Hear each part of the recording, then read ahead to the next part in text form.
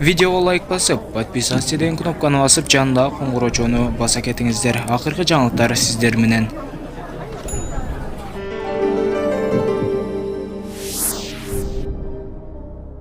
Кытайда карантин чаралары жумшаргандан бери 8 декабрдан 16 январга чейин коронавирустан 60 миңге чукул бейтап каза болду. Бул тууралуу Reuters агенттиги Кытайдын улуттук саламаттык сактоо комиссиясына таянып жазды.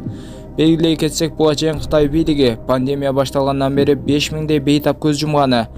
Өткөн айда 10 адам гана коронавирустан каза болгонун билдирип жаткан. Ушул аптада дүйнөлүк саламаттыкты сактоо уюму Бейжиңде оорудан мерт болгондордун санын азайтып көрсөткөнүн сындаган. Непалда 72 кишини ташыган учак кулап түштү. Бул тууралуу чет элдик басылмалар жазышууда.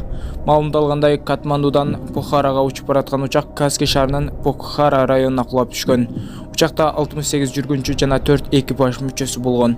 Алардын арасында 2 мыркай жана 10 чет элдик жаран болгону кабарланды. The Economic Times гезити мамлекеттик телеканалга шилтеме берүү менен кырсык болгон жерден бир нече адамдын сөөгү табылганын кабарлады. BBC кабарлагандай, кеминде 16 киши набыт болду. Армиянын басма сөз катчысы Кришня Бхандари Reuters агенттигине ушунча сандагы сөөгү табылганын айтты. Биз дагы көп сөөгүктөрдү табабыз деп күтүп жатабыз. Учак бөлүкчөлөргө кулап түшкөн деп кошумчалады ал.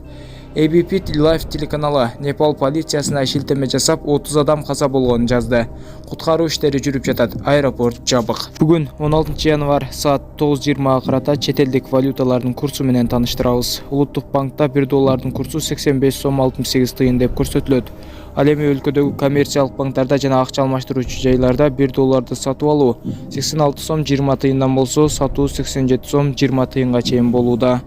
Рубльду сатып алып 1 сом 25 тыйындан болсо, 1 сом 30 тыйынга чейин сатылууда. 1 еврону сатып алуу 93 сом 50 тыйындан 94 сом 20 тыйынга чейин болсо,